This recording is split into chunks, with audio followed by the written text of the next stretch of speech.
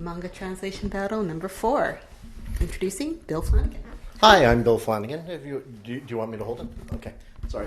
Hi, I'm Bill Flanagan. I've been translating for about 25 years now, translating manga and anime, mostly manga recently.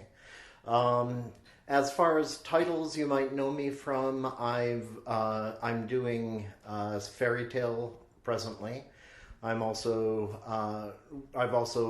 worked on titles such as Mushishi, the original Pokemon comic, and well, all sorts. It's far too many to mention, but presently I'm also working for most of the companies that are working out there at the moment. When in the early 2000s, in the early aughts, I guess, I was the editor-in-chief at Viz Comics. Why don't we move over to introduction to Deb? Okay, I'm Deb Aoki. I run a blog called Manga Comics Manga. I'm also a contributing writer for Publishers Weekly and Anime News Network. I've been writing about manga as a journalist for about the past 8 years, I guess, or so. But I've been a lifelong manga reader since I was a kid. This is my fourth, and your fourth too, right? Mm-hmm. My fourth Manga Translation Battle. It's really cool that there are more entries coming into the Manga Translation Battle than there have been in the past several years. Mm-hmm. The quality is of a very high standard, and in fact, it seems to be getting a little better as time goes on. And I'm also looking forward to seeing how these people, do in the future. I'm very happy judging the manga, the translations that come out. And I'm looking forward to what happens from here on out with these talented translators. Yeah, it's been really rewarding to see some of the people who've won past years getting more professional work and getting more recognition for what they're doing. It's also been really nice to get pinged on Twitter and social media from people who want to enter every year, and they love the feedback. They love the opportunity to try out their talents with other people. And I also really, like I was saying earlier, I really appreciate how this contest gives us an opportunity to talk about how important translation is, how important good translation is, both for the publishers and for the readers. It's kind of nice to see the same manga translated several different times, because then you start getting an idea of how many... Well, I've always known that for every single different mind, there is a different translation that comes out. Mm-hmm. So it's kind of nice to see this on the website. Just right up front, you can pick any particular word balloon, and the words inside will be completely different, even if they're all accurate. Yes. So that's also an interesting thing that not enough people know about translation. Some people think it's like a computer program. You put in Japanese on one side and English comes out on the other side, and if it isn't that English, it's wrong. Mm-hmm. And actually, it's more everybody has their own interpretation of how somebody speaks. Mm-hmm. So it's this sort of confirms the fact that if you have 10 different translators, you'll have 10 translations, or maybe more than that. I've looked at some of my old translations, and I wouldn't have translated it that way if I did them now. So, what do you think is the mistake, a very easy mistake that beginning translators make? Okay, there's the very beginning of translation. You're pretty much guessing, and it takes some time to figure out when you know and when you're guessing. So at the very beginning, especially if you've just graduated with your degree in Japanese and you're hitting the translation, everything seems like a guess. You're not absolutely sure that this isn't an idiom from somewhere with a completely different completely different meaning for those same words. And so the thing that you need experience for is to get an idea of, okay, I've got this particular sentence down, but this idiom I don't quite know, so maybe I'll ask somebody or look it up in the dictionary. Whereas at the very beginning, you're not sure and you're guessing, and sometimes you need somebody to say, hey, that's wrong, before you realize that you're not quite there. For that particular sentence or that particular translation. The work that you're translating there are several levels to translation, and the harder you get, the more you guess, especially at the beginning. Yeah, Japanese feels like a very deep and complex language with a lot of things that are left unsaid. Oh yeah. That is more implied than said. In particular, to bring back to what you were saying, both you and Matt have Japanese spouses who are native speakers, and right. you've both mentioned relying upon them as your second set of eyes. Completely. And that actually, for me, my wife doesn't speak all that much English, so we're not sitting down together and doing the translation together. But for me, I go through the translation, and I mark those parts where experience tells me I'm not absolutely sure that that's what came out. And then I sit down with my wife and we go over those parts. And that's sort of my backup. And she also does something else which is kind of cool for me. She reads out loud the entire manga into a recording, and then I listen to the recording and judge by her inflection how the characters are speaking. Oh, interesting. So, and things can change by inflection. Well, inflection isn't on the page, but a native speaker understands the rhythms, understands the what is on the page means, whereas with 25 years, I have some idea, but not all the time. So that also helps me to pick up on what the real meaning of the manga page is, the dialogue. That's interesting that you bring that up, because I think if I read an English comic book, I can hear the character's voice in my head, and I don't necessarily hear that in Japanese, right? Because I haven't heard enough native Japanese conversation to hear that, to listen for that kind of inflection, or right. that kind of thing that doesn't come through just purely by the text on the page. Right. The thinking you're like, oh yeah, instead of oh yeah. That's right. Exactly. Different. Exactly. Yeah? So basically that's my process, but I'm sure everybody else has a different process. Unfortunately, Matt isn't here, so he can't tell us what his is. Yeah, but I know. but in any case, that's one example of how you might go through it. And when actually one of the cool things is when you have a translation project that is already animated. In one case with Mushishi, I started working on it after the anime had come out.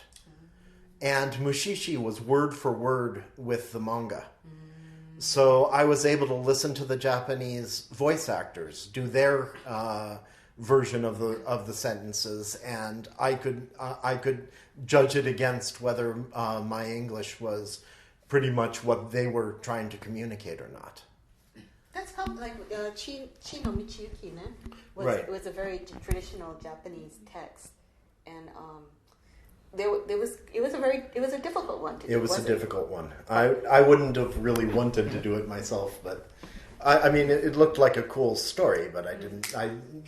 Personally, I don't know enough about Meiji era, early Meiji era Japan, that I want to dive into it. Of course, if I got the assignment, I would say yes and start reading up on Meiji era Nagasaki.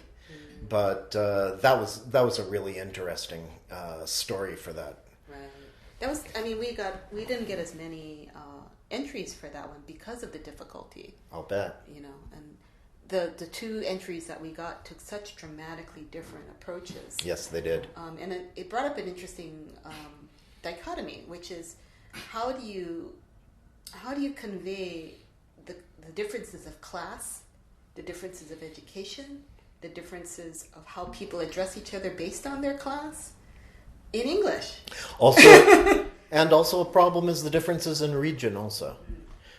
They had a person coming in from Satsuma who is slightly different region from the from Nagasaki, and that might have been something that the translator would have had to have thought about. Right. It's a very subtle difference. Yes. And then several English translators have struggled with this, dealing with this type of anachronistic style of speaking. Right. Some people will default to a Shakespearean style. That's common. That's very common.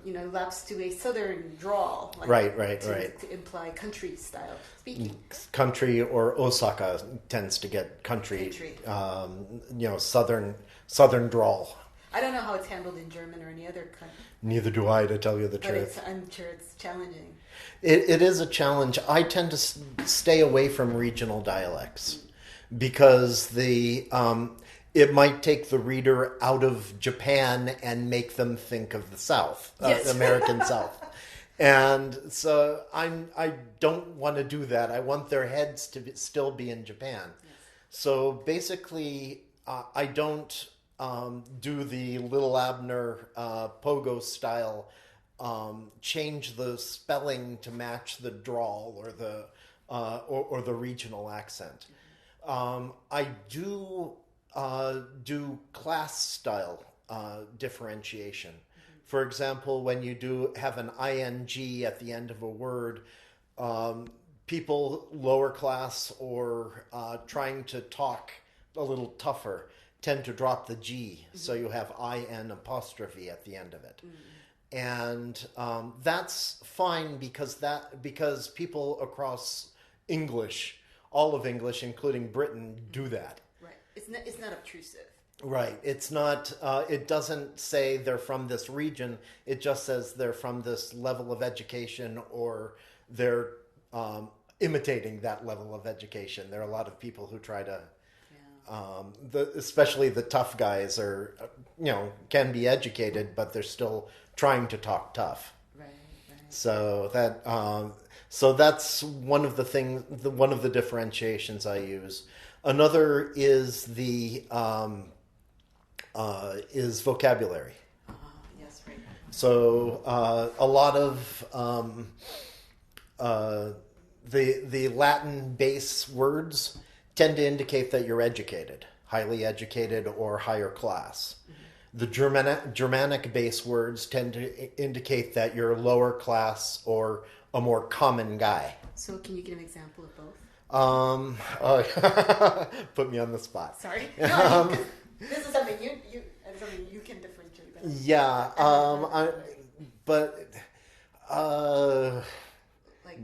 Okay. Let me think of it. Let's go out to eat. Shall we? I'm not coming up with any Latins, but shall we enjoy a repast or something like that? You've got the same the same meaning, but you have it in using different vocabulary on there. And that's a little extreme, but it basically you want to find the level of the character, and try and put in the type of words that the character would speak. Right. And there are times when when a very long word is the only thing the character would speak. Right. And there you get problems with Japanese balloons. Which are tall and long. Tall and long. Yeah. So, that's a whole other thing. Yeah, it is. But, what was the pig story? What was it called? Oh, the walking pigs? Yeah. I remember there was a key example where one of the translators translated a situation as "I'm suffocating," right, and the other one translated as "I can't breathe." right. And we all kind of lean towards the choice of "I can't breathe," because that seemed more true to what a young woman in her first job would say. True to the character. True to the character. It seemed more. It was a simpler way of saying the same thing. And it also works better in a balloon. I think that one was a caption. But again, if you get shorter words, then they work better in Japanese balloons. Right. The only problem is, does the character say those things? Right, right. And those are very subtle differences. You know? Yeah. Like I always have to explain to people, it's like, what, anyone who knows me knows I'm not fluent in Japanese at all. I could speak and read a little bit, but I'm pretty caveman Japanese. So, but one of the reasons why I'm here is my day job is I work in content strategy and writing for websites. So I'm very aware of voice and tone. Oh, right. And there are choices you can make that can make something sound welcoming, and something that can make something sound complicated. Oh, right. Or you can make choices where people can't clearly discern what you're implying, or you can make a choice of language that is very clear what's happening. So these types, and also I live in the San Francisco Bay Area, whereas I know you and Matt lived in Japan for many years now. Right. So there's some aspects of Japanese English that sounds normal in Japanese context, but nobody speaks like that in English in America. Like, for example, I watch Haikyuu a lot, and they say, "Don't mind." Oh, don't mind. Nobody says that on the court in an American volleyball team, or they don't say high touch. Right. It's high five. High five, high 10. So, and I look at those types of choices, and if your only experience of English is from being in Japan, you forget these things. Yep. So so my role in this is to kind of read it and go, that sounds weird to me. That takes me out of the story. And ideally, we've all talked about this, the good translator is invisible. Right. Their touch is invisible and it's seamless, and you're hearing the author's voice, and the story reads smoothly without ever reminding you that it was translated. That's basically what. Goal. It's basically a spell that you're under when you're doing. Thank you. When you're doing translation of anything, or when you're just reading a book. A book written in your own language. You tend to check out of reality for a while and live in the world of the book for a while, and anything that takes you out of the spell could be considered a mistake. Now, there are times when, for example, throwing in some Japanese words in there. For senpai is a really big example for that. Senpai is hard to translate. It doesn't do well. You can do it. It's just that it has to be different for every single situation to figure out if they're using senpai as a way of being polite, or as trying to the senpai has a bit of responsibility for the kohai, and when manipulative people use senpai, they're trying to get that person to feel responsible for them. And, so is it just being polite? English does politeness just fine. You don't need it for that. Is it trying to get responsibility? Are they just referring to upperclassmen? And unfortunately, upperclassmen is a pretty long word too for Japanese balloons. But there are some people who feel that the only way to do it is to say senpai. There are some companies that have in their style guides, publishing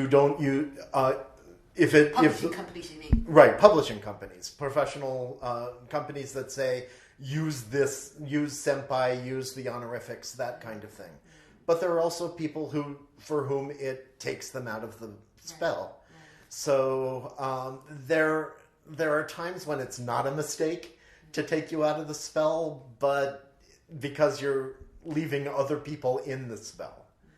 And when you use Mr. Upperclassman, then you're taking somebody else out of the spell, or taking everybody out of the spell. Nobody says Mr. Upperclassman. Yeah, I mean, so sometimes I don't really mind if they translate and they take it out completely. Because sometimes it doesn't, the story doesn't suffer for it. You know, like, so like, for example, how some people will refer to their brother as older brother. Right. I don't call my older brother. You know, I don't say, in English, if I'm referring to my older brother, I go David. I don't say Ani, you know? Right. And so why would, so sometimes like I look at these translators and they say, hey, sissy, or hey bro, or whatever. And it's like, just use the name, because that's how an American does. Sometimes names aren't there. No, just put it there. No, what I mean is sometimes they don't even name the older brother. Oh. I mean, I've had to go through whole volumes of work before I found out somebody's name. Oh man. And there it's a juggling act, and you don't want to use Lord Bro or something like that unless it really fits the character, and it doesn't fit all that many characters. That's true. There's also aspects of translation where there's aspects of the Japanese language that can be vague, and manga artists use that to their advantage in their storytelling. Oh yeah. Like for example, this like in Clamp Gate 7, right? There was this vagueness of, is it a boy or a girl? Right. For a long time in that story. It's still vague. We still don't know whether you're she's kidding. A boy or a girl. That was one of mine, by the way. Yes, I remember. And we still don't know whether she's a boy or he or she is a boy or a girl. How do you get around that? You that one is really tough, and you have to get used to it. I got used to it doing another Clamp series called Tsubasa Reservoir Chronicles, where Mokona, the mascot character, Mokona had no gender. And the thing you had to do was basically, in cases where the character comes up, you try and use the name, but you can't really use the name more than once in a single sentence. So you're doing a lot of sentence rearranging to try and make it work. And when there is non-gendered characters, it generally takes me about, twice as long, half again as long to twice as long to do the entire translation, just to make sure that when somebody reads it, they don't realize that they're not getting the gendered information. And because in Japanese, that's the way it is. You can just leave that part out. And and not say him or her anywhere in it. In English, it's much tougher. But it can be done. You use a lot of what are the? I'm forgetting, what are the subjectless sentences in English? What do they call it? The type of verb that the passive verb. Yeah, you use a lot of passive tense in those cases, because the passive tense doesn't need to have a subject. So you're and or an object, or what however it's working. It doesn't need it. So it takes one piece of information out that could have been his or her pronoun. Right. So that's a technique, but it doesn't always work. Yeah. So you just have to work on the sentence and rework it until you get it. And one of the problems with Hana, that character, you don't know whether it's a boy or a girl. My mind sort of stuck it with a girl from the very beginning, and I find myself writing she during the translation, and then going back and having to correct it because oh man, I just keep on thinking of Hana as a she. And so like when we talk about what translators should strive for. I would like to also emphasize that if you're going to be a translator, be a good writer in your own native language. Oh, absolutely. Be able to know how to write good, smooth English prose. Be able to make good writing choices, because what takes me out of the story is when I read translations that are technically correct, literally correct, but have no rhythm.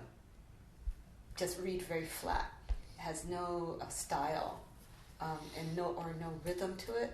Mm-hmm. And I think that a good manga, I mean, is a product of many people's efforts. And I think every character in the Japanese version is there for a good reason. It's gone through many iterations with the editors and all the artists, right, to get it to sound right in Japanese. And so when it goes through like an amateur translation, where it's just, let's just run it through a translator, or let's just do it literally, don't put as much care into it, you can tell. In some ways, it's almost more important to be a good writer in English than it is to know Japanese. I don't want to de-emphasizing knowing Japanese, but if you're doing manga, you're doing literature. And it means that you have to convey in English what they're saying. And if you can't do that already when you're... then there's no way that you can do that after you know the Japanese. And also, as a translator, you have a deadline, but you are able to, take your time in looking up stuff. It's not an interpretation deal where there's one person standing here and one person standing there, and the person standing there wants to know what the person standing here just said. So you don't have to come out with the language immediately. If there's something you don't know, you can mark it. You can stop, take your time and do it, or you can mark it and come back to it later.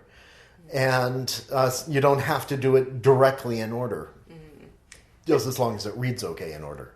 But now that there's more simul-publications... Not even so. Does that create something different? Yeah, I do fairy tale that way. And generally, you have about a day to do the translation, but it's 20 pages. So 20 pages takes me about a couple hours, maybe 3 hours, maybe. But I don't have to send it to my editor who lives in the U.S. until that evening. So if there's something I don't know, I can still put it aside, work on the rest of the thing, finish it off, come back to those problem sentences. And ask my wife, do all sorts of things. You're still not as bad as in interpretation. Interpretation, you really need an answer right now. Whereas in translation, you can mix up the order a little bit if you need to. So, maybe this is a question you two can answer, but given that there's so much more content coming out simultaneously, and so much more content that's coming out through various channels, is there a greater need for translators now? Maybe I think so. Hearing that there are a lot of kind of websites and platforms to disseminate or send. You can read on the digital manga. You mean that? Yes. And quick and a lot, maybe. So what do you look for in a translator? What makes a translator someone who gets hired again and again? You mean hire? You mean what? Well, we have these people who are entering and they want to become professional translators. Yes.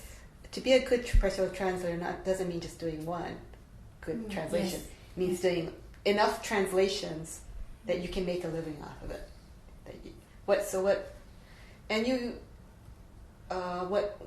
When you're in the hiring position, what makes you decide, I'll pick this one over that one? Can I say something? When I was at Viz, I was in that position. So, and above a certain competence level, the question is, do they get it in on time? There's a lot of people who want to be professional translators because they think it's great. Self-employed is you don't have to get up at any particular time. You don't have to, get into a business suit. You can do it in your pajamas if you want to. It seems nice, but then when they ask you to have to have a book in a week, that's a lot of work, and a lot of people start it and just realize they don't want to do this for their life. And some of them, and when the deadline goes past, you have two types of people. The professional type, who, when the deadline is getting close, they email their editor and say, I'm going to miss the deadline. And the type that is most often from fan translators who want to become professional is they disappear.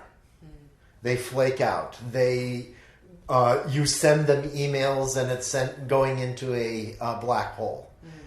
Now, as I said, it has to be above a certain confidence level. So if somebody gets a lot of things wrong in their translation, and then we're not going to contact them again either.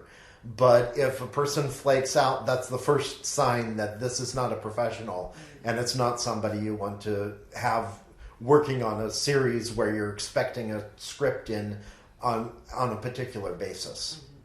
So if you really want to be professional, you have to get it in on time.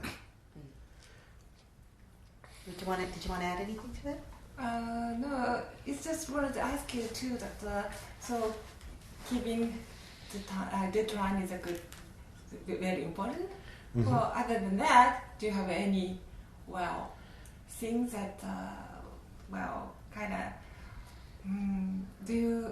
what kind of person is suitable for translators? Oh, okay. Well, that's a really good question. Basically, I had a list of things, of aspects that if it's in your personality, then you might be the kind of person who fit into translation. For one thing, if you're really good with finances, I'm terrible with them. But if you're good with finances and you can, you're good at budgeting, at saving, at being able to stay within your budget all the time. Translation money is not very, you can't count on it.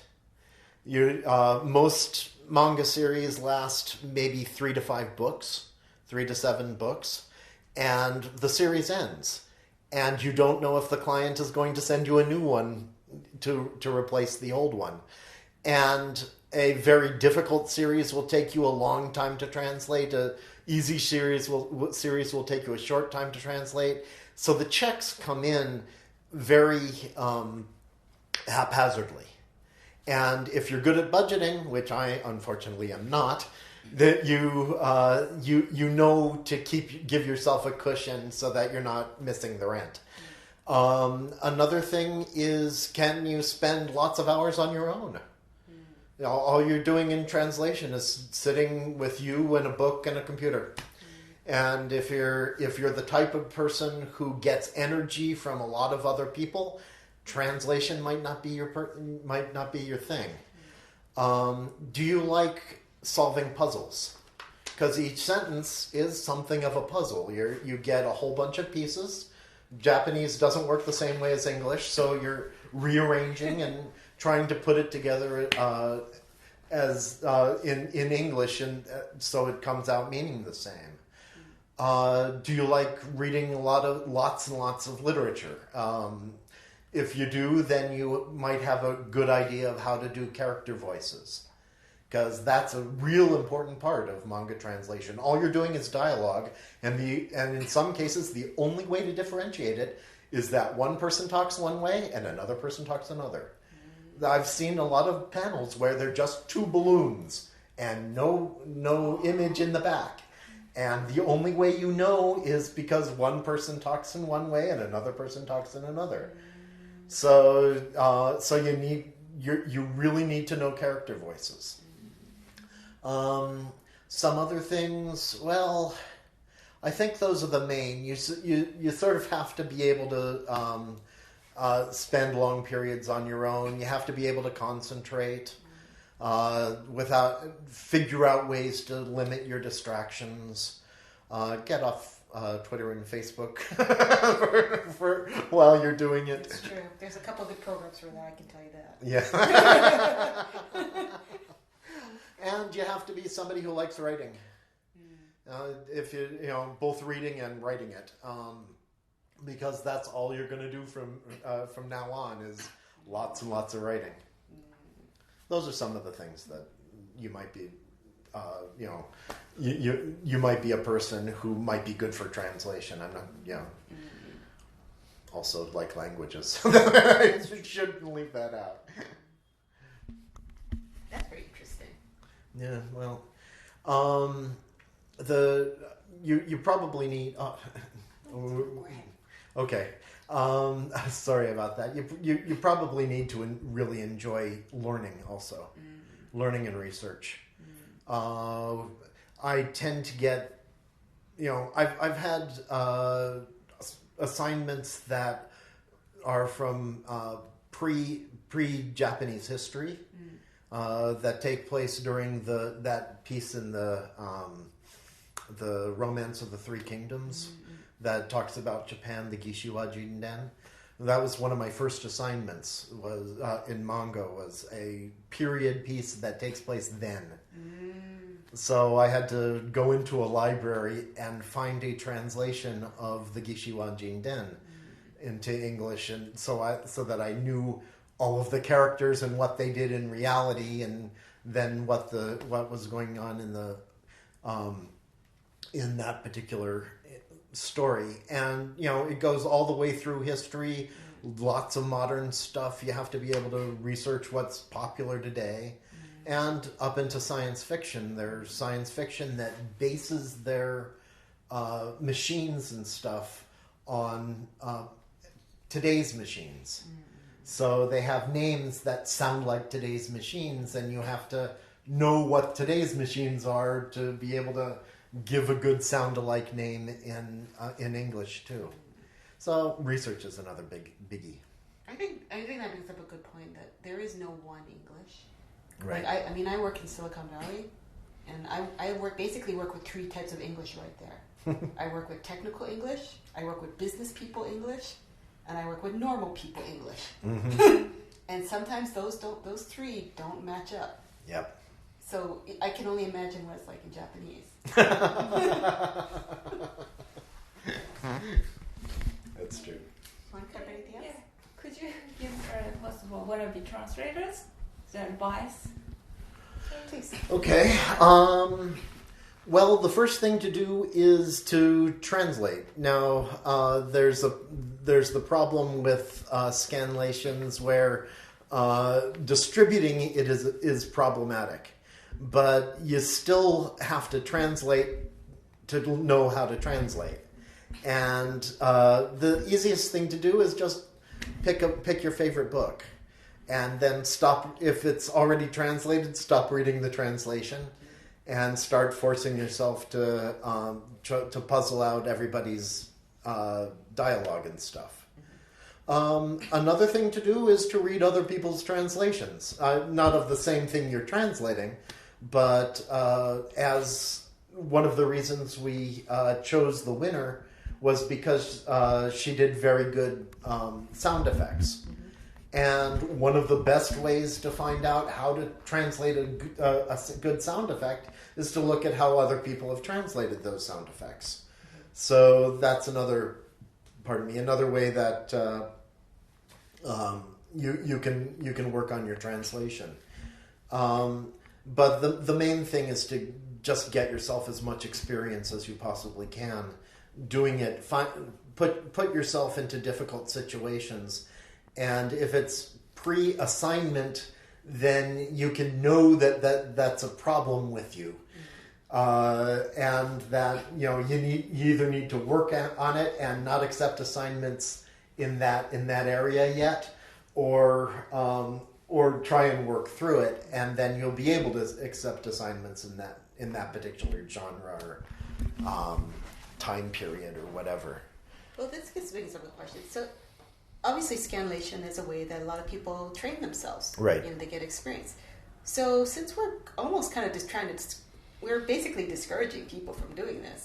What are other ways that people can get into translation and get experience without doing that? Well, as I said, I've been doing it for 25 years, so I'm before scanlation, and all I did was and it's easier now, but I took Kimagure Orange Road, the old Shonen Jump's romantic series, and I photocopied it onto acetate, turned the acetate over, photocopied it onto regular paper, whited out the Japanese, and typed in the original.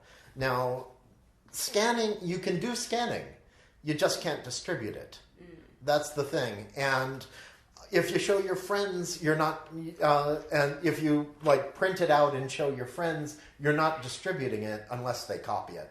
So the basic thing is you still need to get the experience, but the idea is that you don't want to, give it away to everybody, because that is actually illegal and there are consequences to that. I wish there was one of the key complaints that I've heard, this is not really a complaint, this is more a suggestion I've heard from many of the contestants, is that they wish that even if they didn't win, they could get feedback. That it seems like there's a lack of there seems to not be enough of that type of opportunity for people to learn translation and get feedback on how to get better. They seem very hungry for this type of feedback. Yeah, unfortunately, for most translators, if you're in the business, the pay is still rather low. So you have to do a lot of work to keep, to pay the rent. And you don't have time to do a whole lot of feedback. Right. So one of the possible ways is maybe take a course not in translation, but in Japanese, and get your teacher or the teacher to look at it or whatever. Basically try and find people that can help you and give you criticism. Mostly what you're looking for when you're doing it is, you're great. that kind of criticism is really easy to take.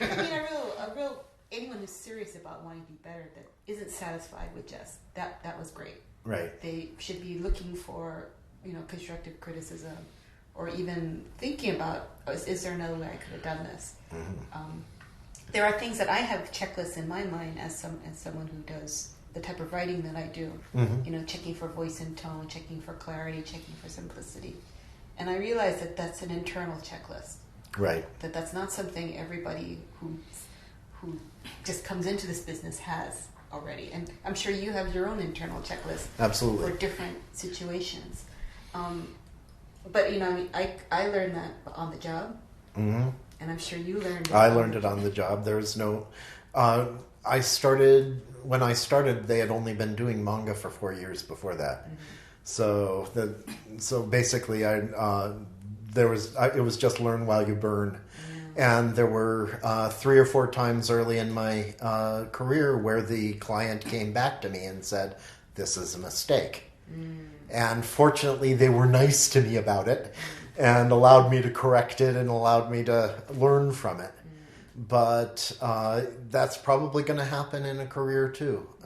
Is somebody's going to come out and say, you did this wrong, and you have to, and it's a good wake-up call. Mm-hmm. You have to learn that, okay, I'm not as hot as I thought I was, and I got to get better. Mm-hmm. I feel like, that's a problem in the whole American manga ecosystem right now. That there's excitement there's the product, there's the final product, mm-hmm. which excites amateurs into wanting to get into it. Excites wannabe artists to become manga artists. Excites wannabe translators to become translators. But somehow there's this gap between being an absolute beginner and being a published pro. And how to get from point A to point B is not clear and not simple, and there aren't that many opportunities for people to get that kind of experience or to grow and learn in a way that is not hurting the industry. Right.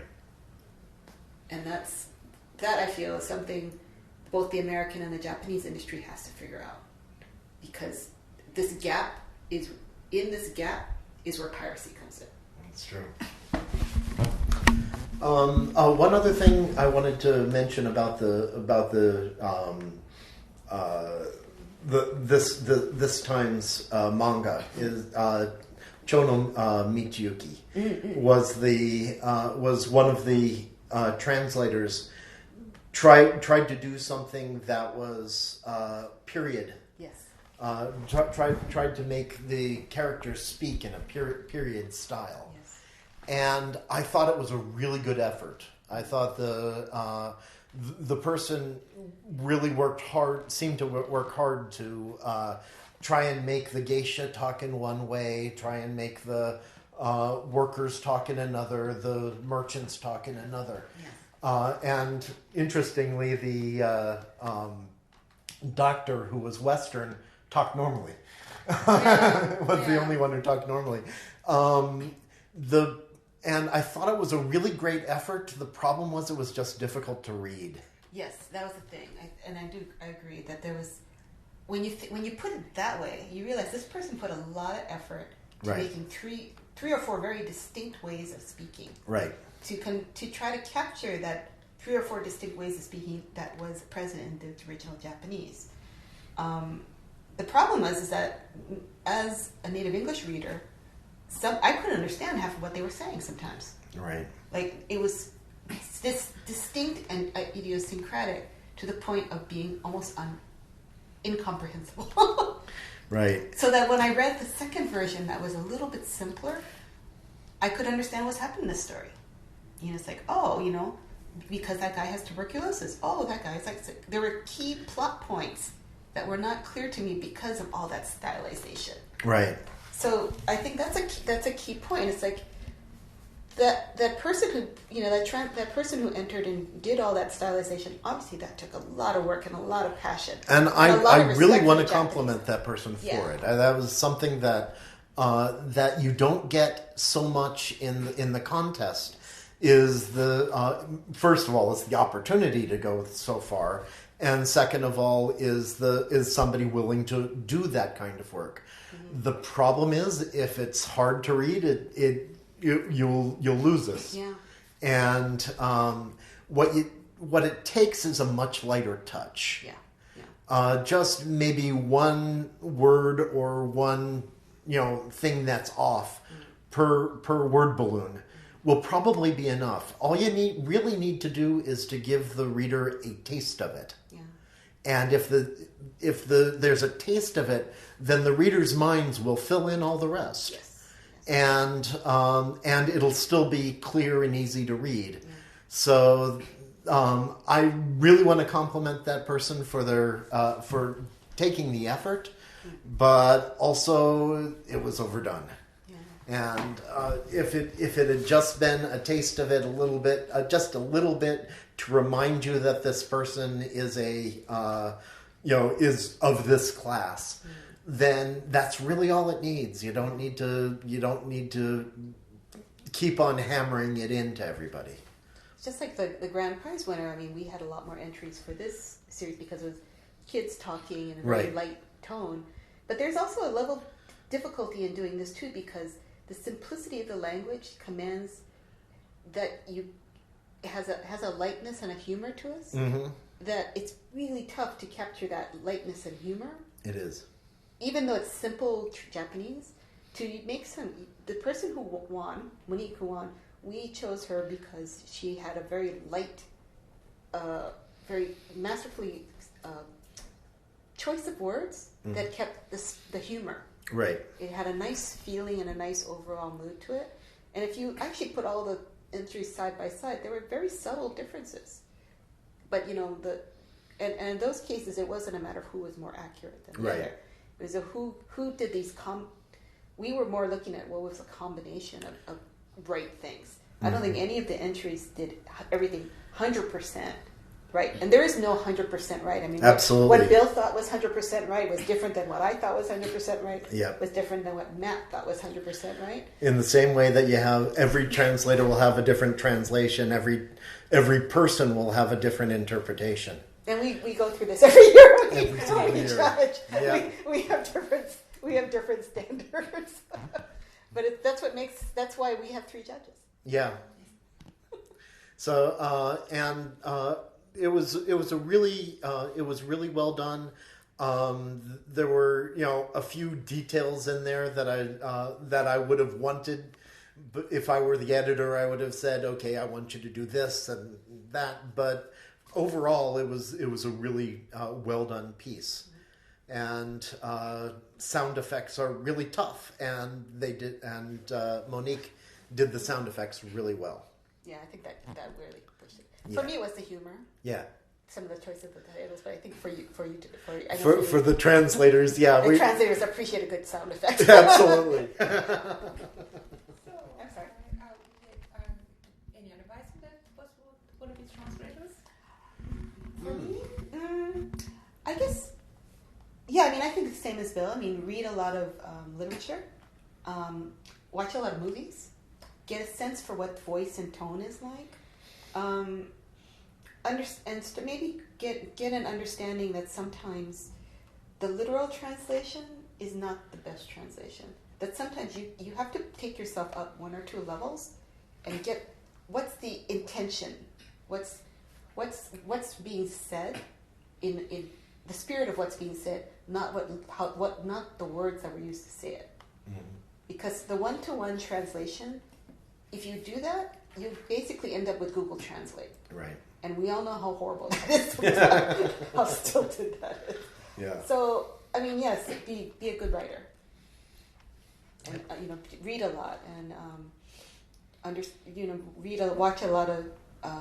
read a lot of translations and just get an understanding of what works and what doesn't for yourself, so you have your own style.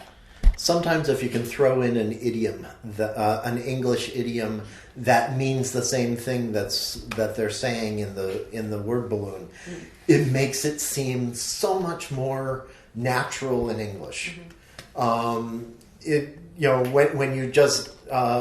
you have something, I don't know, cack out your tongue, something that doesn't mean the words but means it in the meaning. Then that actually makes the reading a lot more and a lot better, and sort of allows the reader to relax a little bit. I think the same thing goes as a writer, one of the best pieces of advice I ever heard was read it out loud, and I think the same goes for translation.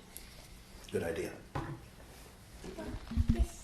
Thank you very much. Okay. Thank you. Thanks a lot. Thank It you. was fun. Thank you.